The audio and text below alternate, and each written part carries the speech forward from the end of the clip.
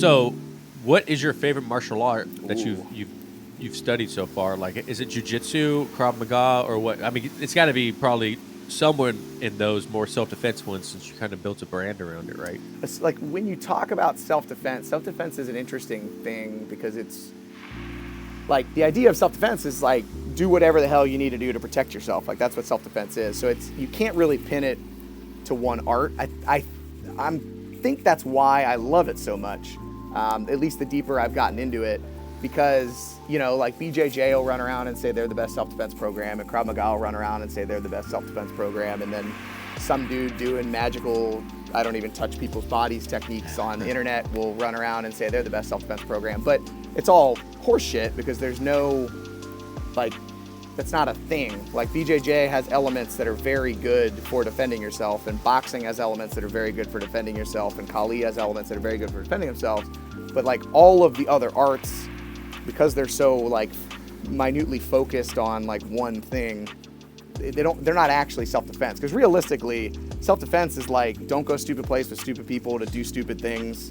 Like if you, right. What's the different context between how you would fight if you're out on your own versus how you would fight when you're out with your, again, like in my case with my 2 kids and my wife, like those are 2 completely different contexts. And like Jiu-Jitsu doesn't have an answer for that. Krav Maga has some answers for it, but not really.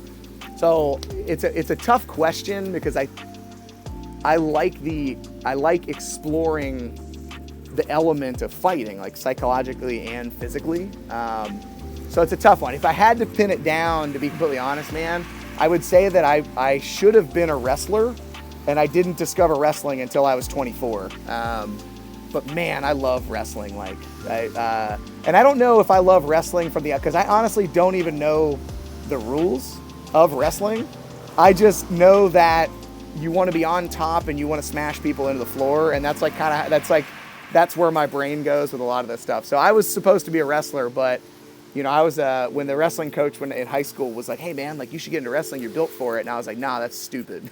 And then I hit 24 and was like, "Man, I really wish I would have wrestled."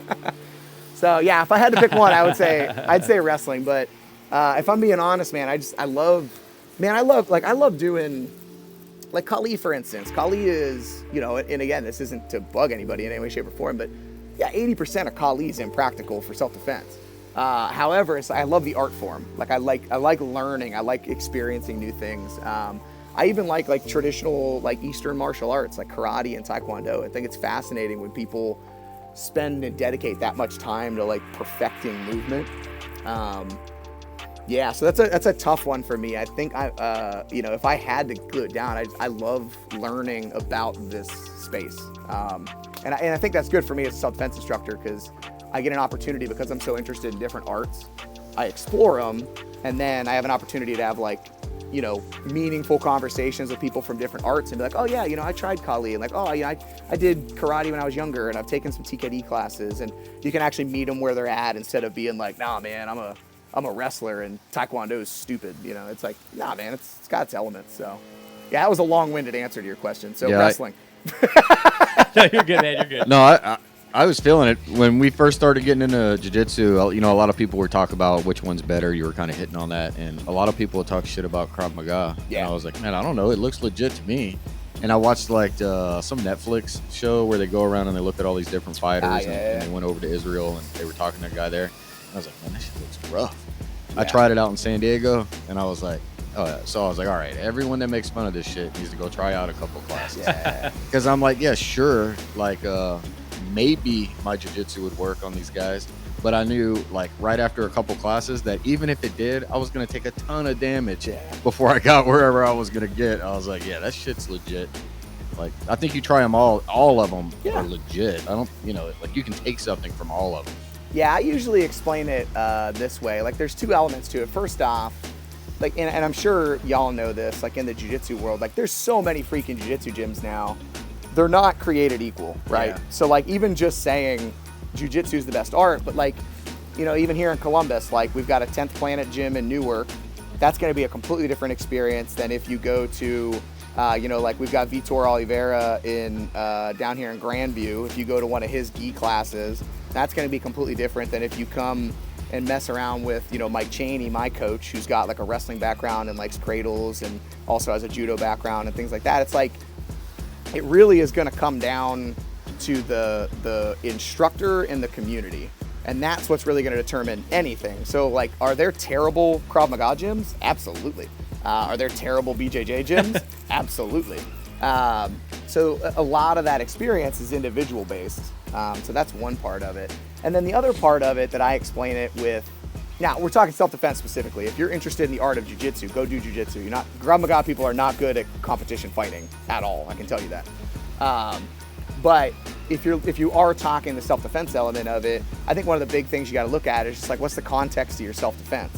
Like if you're only going to have 1 hour a week to train, and you know, let's say you're a 140-pound female with 2 kids and no one else to protect them, and you literally only have 1 hour a week to put into training, but you're going to get a hell of a lot more out of a Krav Maga class that's going to teach you to just be aggressive and violent and hit things and break things and build you up from that aspect, than trying to learn jiu-jitsu 1 hour a week. It's not going to pay off. It's going to take you years before you're even semi-effective, you know what I mean? So it's like, context really matters too, and there's no right or wrong answer, and I think that's what pisses people off when they have the martial arts argument, is like, well, what's the right answer? And it's like, it's not. It's going to be different for you. It's going to be different for me. If you're in the middle of, you know, like I joke around with Eli, like Eli was in Paducah, Kentucky. Like what the hell is in Paducah, Kentucky? But yet you have Eli Knight, who is, you know, one of the top YouTube jiu-jitsu guys, an insanely talented instructor, and has a lot of like education even in the self-defense realm of things, in the middle of Paducah, Kentucky. But most of those like tiny little towns, it's like, at that case, like if you got an old guy that did Navy boxing and that's the only dude you can train with, then go, you know, freaking learn Navy boxing, for God's sakes. It's better than not doing anything. So context really matters when it comes to like, what are you trying to get out of it? What do you have access to? What's your background? That stuff matters, you know.